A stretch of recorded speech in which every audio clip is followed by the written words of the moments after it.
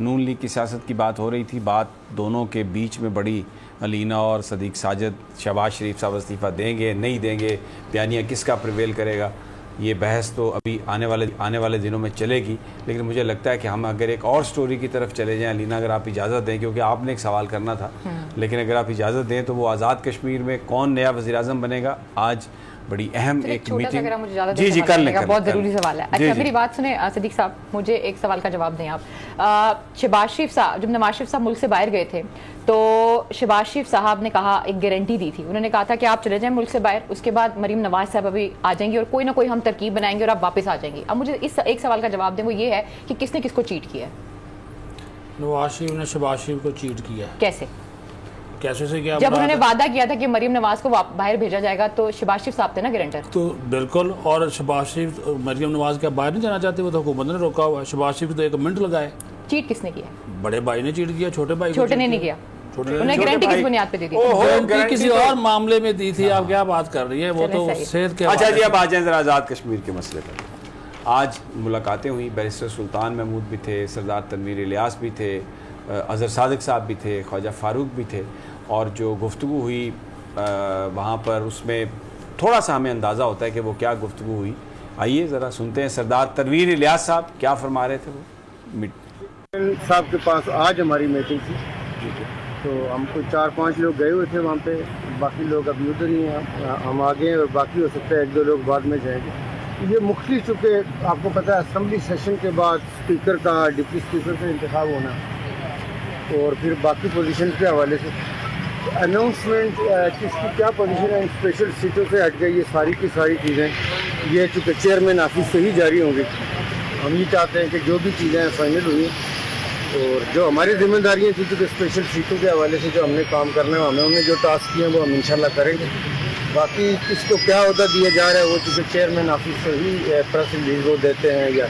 اس طرح بھی اسٹیٹمنٹ دیتے ہیں، تو وہ ہم چاہتے ہیں کہ وہیں سے آئے تو زیادہ اچھا. یہ کیونکہ پارٹی کی مرکزی جو قیادت ہے اور اسپیشلی چیئرمین صاحب کا پروگیٹیو ہے کہ وہ کس کو کیا ذمہ داری دیتے ہیں. ہم عمران خان صاحب کے ورکر ہیں اور ورکر رہیں گے، ہمیں جو وہ اسائنمنٹ دیں گے. آپ کو پتہ ہے پنجاب گورنمنٹ میں نے کام کیا ہے اور وہ کام آپ کے سامنے ہے، تو وہ ایز اے ان کے ورکر کے طور پہ کام کیے. تو آگے بھی جو اسائنمنٹ وہ ہمیں دیں گے، میں نے یہ کہا تھا کہ پورے پاکستان میں جس جگہ جو مجھے اسائنمنٹ دیں گے میں انشاءاللہ وہ ادا کروں گا. اور باقی لوگ بھی میرا حال ہے چونکہ یہی چاہتے ہوں گے کہ چیئرمین خود فیصلہ کرے. دیکھیں، ہم نے تقریباً کو 5-6 مذہبی جماعتوں کے ساتھ اتحاد کیا تھا اور ان کے ساتھ مختلف کنڈیشنز ہیں، تو وہ کسی نہ کسی صورت میں ہمارے ساتھ رہیں گے.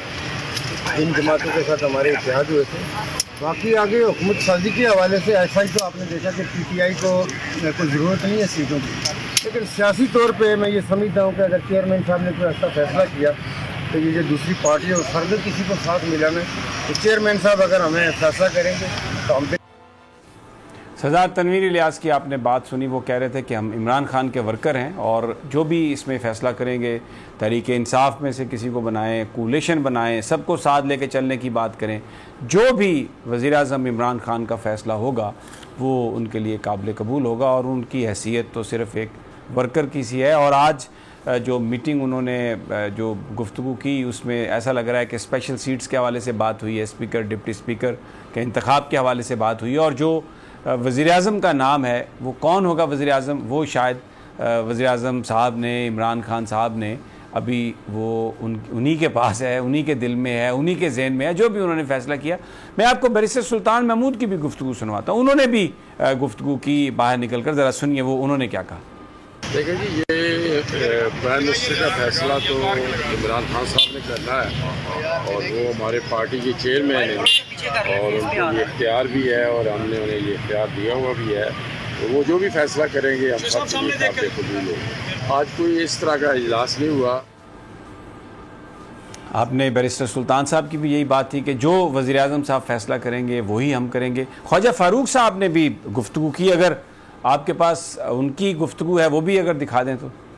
عمران خان صاحب کا پارٹی چیئرمین کا پروگرام اختیار ہے، جسے وہ نامزد کریں گے. اس میں پی ٹی آئی میں کم از کم یہ ہے جی کہ وہ فیصلہ قبول ہوگا، جو بھی ہو. میں نہیں کہتا کہ سکے بھائی بھی ہوں، ان میں بھی بعض باتوں میں اختلاف ہوتا ہے، میں بالکل اس کی نگیٹ نہیں کرتا. دیکھیں، تحریک انصاف کی حد تک تو ہمیں یہ سمجھ میں آئی ہے کہ وہ پارٹی انٹیکٹ ہے اور 26 ان کی سیٹس ہوگی، کیونکہ آج جو باغ میں LA-16 اس کے 4 پولنگ سٹیشنز پر پولنگ ہونی تھی، اس کے نتائج بھی آ گئے ہیں اور اس میں PTI نے وہ نشست مار لی ہے، تو اب 26 سیٹس ہو گئی ہیں وہاں پر PTI کی، اور اب اسپیشل خواتین کی سیٹس کا بھی انتخاب ہونا ہے، پھر وہ ٹیکنوکریٹ اور دوسری ایک سیٹ ہے علماء سیٹ ہے، تو وہ اس میں بھی اپنی اس عددی اکثریت کی وجہ سے PTI کی سیٹس زیادہ ہو جائیں گی، تو حکومت سازی کے لیے کوئی مسئلہ تو صدیق ساجد درپیش ہے نہیں بالکل 27 لوگ چاہیے، اس میں سے آسانی سے 32-33 لوگ ان کے پاس ہو جائیں گے، 7 میں سے ان کو 4-5 جو ہے وہ نشستیں مل جائیں گی جو اسپیشل سیٹس ہیں، تو یہ آسانی سے گورنمنٹ جو ہے گورنمنٹ تو ابھی بھی آسانی سے بن جائے گی، وہ سادہ اکثریت سے بھی زیادہ ہو جائیں گے، کیونکہ جو سردار عتیق احمد خان ہیں وہ بھی ان کے ساتھ جائیں گے، جموں کشمیر پیپلز پارٹی کے جو ایک MLA ہیں وہ بھی ان کے ساتھ جائیں گے، تو ان کے لیے کوئی مسئلہ نہیں ہے۔ اچھا لینا، میرا آپ سے سوال ہے، میں آتا ہوں ذرا اسی پہ نون لیگ کی پالیٹکس پہ، کہ جی وہ احتجاج کی بات ہو رہی ہے، PDM میں 11 سیاسی جماعتیں تھیں، کہیں پر کوئی بڑا امپریسو احتجاج نہیں کر سکے، اور بالآخر وہ ٹوٹ پھوٹ گئے، مولانا فضل الرحمان ہے پتہ ہی نہیں ہے کہ کہاں پر ہیں کہاں پر نہیں ہیں، تو اب صرف اکیلی مسلم لیگ نون پاکستان میں بھی احتجاج کرے گی، پاکستان سے باہر بھی احتجاج کرے گی، کشمیر میں بھی احتجاج کرے گی، تو اس سے آپ کو لگتا نہیں ہے کہ یہ مسئلہ احتجاج نہیں ہے، انٹرنیشنل سٹوری بنوانا ہے، کشمیر کے حوالے سے وہ بات کرنی ہے جو پاکستانی اسٹیبلشمنٹ کو نقصان پہنچائے، اور کشمیر کے حوالے سے بات ہو رہی ہو اس کو میڈیا اٹھائے گا، انڈیا کا، امریکہ کا، برطانیہ کا، اور وہ مختلف انداز میں چیزیں لے کے آئیں گے، تو پھر نواز شریف صاحب یہ سمجھتے ہیں کہ میں فوج کو بلیک میل کرنے میں کامیاب ہو جاؤں گا، تو یہ کسی پاکستانی کی سوچ ہے؟ نہیں، یہ بالکل بھی کسی پاکستانی کی سوچ نہیں ہو سکتی ہے، کر رہے ہیں؟ اور میرے خیال میں یہ جو بھی آئیڈیا دے رہا ہے اور جس طریقے سے بھی نواز شریف صاحب کو جس نے بھی یہ آئیڈیا دیا، اور مریم نواز صاحب اگر اس کو ایگزیکیوٹ کرتی ہیں تو یہ ان کا بہت بڑا فیلئر ہو سکتا ہے، جیسے کہ آپ نے کہا کہ PDM میں اتنی جماعتیں موجود تھیں، اور سب سے بڑی بات یہ اگر مولانا صاحب کی بات کرتے ہیں تو مولانا صاحب کے پاس بڑی اسٹریٹ پاور ہے، چلیں کسی اور جماعت کے پاس ہو یا نہ ہو، اگر وہ ڈیلیور نہیں کر پائے، اور اب تو ان کا اپنا بھی رنگ اور چال بہت بدلی ہوئی ہے، باقی سارے پولیٹیکل پارٹیز کی بھی بدلی ہوئی ہے، تو میرا نہیں خیال کہ اس مریم نواز صاحبہ کو یا نون لیگ کو کسی اس طرف جانا چاہیے، کیونکہ اگر وہ اس طرف جاتے ہیں تو مزید ڈیمیج ہوگا، اس کی طرف تو بالکل بھی نہ جائیں۔ اور مریم نواز صاحبہ کے بارے میں صرف میں اتنا کہنا چاہوں گی کہ وہ جب بھی بات کرتی ہیں وہ کچھ اسپیسیفک لوگوں کی بات کرتی ہیں، وہ کبھی بھی ادارے کو ڈائریکٹ ٹارگٹ نہیں کرتی، اس وقت بھی وہ گئی تھیں تو وہ کہتی تھی کہ میرا لوگوں کے ساتھ، فوجیوں کے ساتھ انسٹنٹ کنیکشن بنا۔ ایک سیکنڈ میں آپ کو رک جائیں ذرا، یہ جو ایک فیلسی ہے نا کہ شخصیات کے بارے میں بات کرتی ہیں، اگر آپ پاکستانی فوج کے سربراہ جنرل قمر جاوید باجوہ کے بارے میں یہ بات کرتے ہیں کہ وہ غلط آدمی ہے، تو اس کا مطلب یہ ہے کہ پاکستان کی فوج کو غلط آدمی لیڈ کر رہا ہے، اس کا مطلب ہے کہ وہ جو کچھ بھی کہہ رہا ہے پاکستانی فوج کو وہ غلط کہہ رہا ہے، تو یہ تو لوگوں کو چکر دینے اور لوگوں کو بیوقوف بنانے کی اس سے بڑی کیا بات ہے کہ ہم چند انڈیویجولز کے بارے میں بات کرتے ہیں۔ اگر آپ DGISI کے بارے میں یہ کہتے ہیں کہ وہ سیاست کرتے ہیں اور وہ غلط کام ہے، تو اس کا مطلب ہے کہ پھر وہ اپنی ISI کو استعمال کر رہا ہے غلط کام کرنے کے لیے۔ یہ تو ان کو میں اب کیا اس بارے میں یہ جو آپ بات کر رہی ہیں نا چند افراد کی، وہ تو فراڈ کرنے کے لیے، لوگوں کے ذہنوں میں زہر ڈالنے کے لیے یہ بات کرتے ہیں کہ جی چند لوگوں کے خلاف بات، وہ چند لوگ اس ادارے کے سربراہ ہیں اور وہ چلا رہے ہیں، وہ پاکستان کی سیکیورٹی، وہ فرنٹ لائنز وہ ہے پاکستان کی سیکیورٹی کی، اور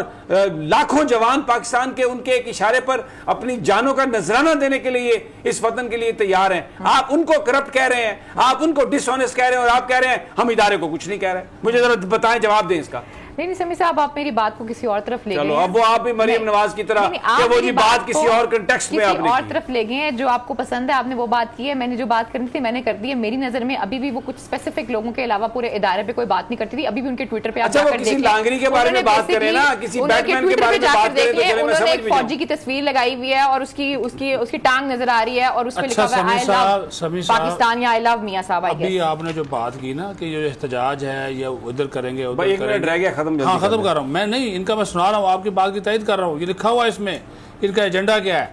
یہ میں صرف ایک جملہ سناؤں گا کہ نون لیگ پوری قوت سے تحریک چلائے گی جو کہ مرحلہ وار حلقہ جات پاکستان تارکین وطن کشمیر تک پھیلائی جائے گی، اور اس داندلی کے خلاف عوام کے تعاون سے قومی اور بین الاقوامی سطح پر جد و جہد جاری رکھی جائے گی۔ یعنی کہ وہی ہے کہ کشمیر کا اس مسئلے کو اس کے ساتھ جوڑا جائے کہ کشمیریوں کے ساتھ جاتے ہوئے یہ پوری دنیا میں جا کر پاکستان کی جاگ ہنسائی جائے، اور اس سے پھر پاکستان کا بیانیہ کمزور ہو کے انڈین کشمیر میں بھی زیادتی ہو رہی ہے، وہ لوگ کہیں گے دونوں طرف ہو رہی ہے۔ یہ کس کی، آپ مودی کی گیم کھیل رہے ہیں؟ اور آپ کیا خیال ہے کہ اس پہ انڈیا جب احتجاج کریں گے تو انڈیا اس کے اوپر خاموش رہے گا؟